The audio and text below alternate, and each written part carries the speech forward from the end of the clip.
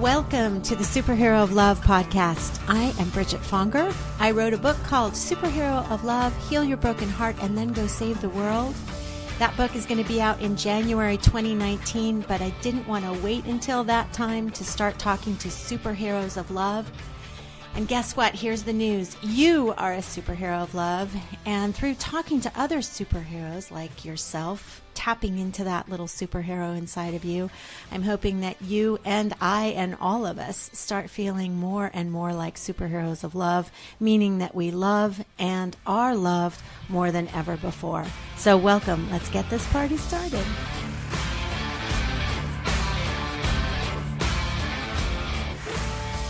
All right, so we are here today with Melissa Fitzgerald. Melissa is actually sitting in her home in Washington, D.C., and I'm sitting in my home in Los Angeles. I just feel so lucky to be joined together today with Melissa because she is doing extraordinary work in this world, helping millions of people hold their hearts and heal their hearts. And she is a true superhero of love. We're here today to talk to her about all the extraordinary work that she's doing for those who are at that exquisite intersection of substance abuse, mental health, and the justice system. In other words, anyone who is dealing with mental health issues, substance abuse issues, and or the justice system.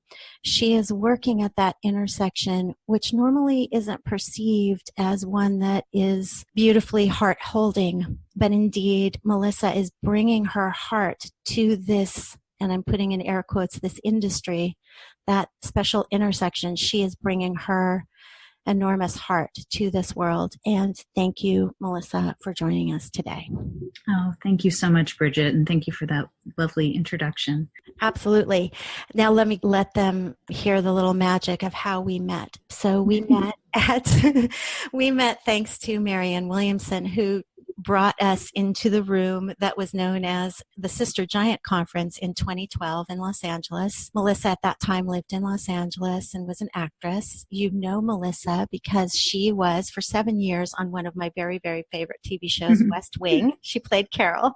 She was a very successful actress. And after the Sister Giant Conference, I think a lot of lives were changed. There were a few magical moments at this conference. First, I'll never forget meeting Melissa and sitting next to her and having many wonderful conversations, including about my book, which is coming out in January finally, but I was in the midst of writing the first draft of my book when I met Melissa, and we had some lovely conversations about that. But the most important moment that I will never, ever forget, not that I'll forget the other moments either, is toward the end of the conference, Marianne asked if anyone in the audience had been inspired by the conference to actually run for office one day.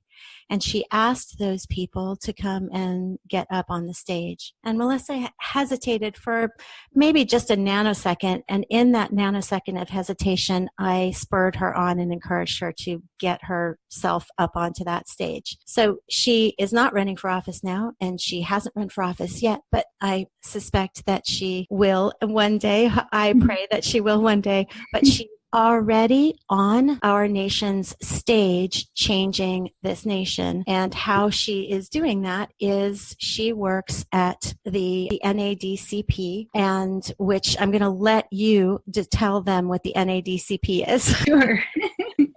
Well, thank you for that introduction too. And just while you were talking, I was thinking about that and remembering that day and thinking about sort of my journey through that as well. And after that, and you know, I think life is long and nothing is ever off the table, which is something really exciting about life, is that nothing's off the table.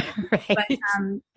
But also, I feel that we each have gifts and they can be used to be of service in many different ways. And I feel like what I'm doing now is what I'm supposed to be doing now. And it was interesting. When you were speaking, I remember when I was talking with the former CEO of NADCP, National Association of Drug Court Professionals, right before I was going to be the right person to take on this position. And he was telling me all the things that were going to be challenging about it. Move here. It's going to be, it's a nonprofit. It's not a lot of money. And I said, well, I want to do it. And I said, I'm not going to negotiate anything. I just want to do it. And he said, why? And I said, because it makes my heart sing. Oh, and so beautiful. And I haven't thought about that actually in a really long time until you were speaking, but I do think that's how I make most of my decisions, whether that's the right thing or the wrong thing. Oh, beautiful. I do too. And speaking of that, tell us what brought you to the National Association of Drug Court Professionals. Tell us this. We need to hear obviously about I did not know. Previous to knowing you, I did not know about the NADCP, nor did I know about these two different divisions of NADCP, both of which you work for, one being Justice for Vets, and I definitely want us to talk about the vets, and then the new division, Advancing Justice, which we'll also talk about.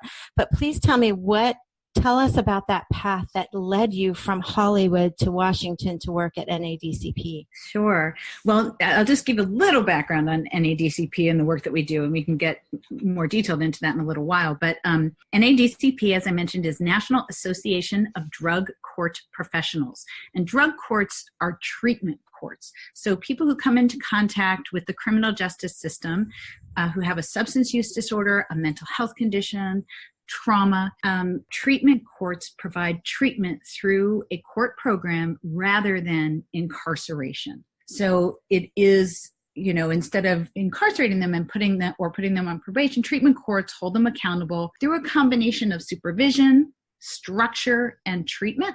And, I'm happy to get into that more later, but just to give you a little bit of my background, my father is a judge and has been in criminal justice my entire life. He was a district attorney, a prosecutor for most of my childhood, and he has been a judge for most of my adult years. And he was one of the people who launched a mental health court, which is also a treatment court in Philadelphia many years ago, back when that was a heavy lift, when people didn't feel that people who were dealing with mental health disorders could actually get better. And I think mental health courts and all kinds of treatment courts have proven that that's not the case, that people can, given the right structure, supervision, and treatment, remain in our communities and live productive lives and be contributing members of our communities. So that's something that I just was in my background. And then when I was on the West Wing, Martin Sheen has been a drug court champion since the early days. And the very first drug treatment court was launched in, over 30 years ago, I think in 1989, in Miami-Dade. And it was in response to the increase in cocaine in Miami and people dealing with substance use disorders that were getting arrested and entering in the justice system. And this was a better way.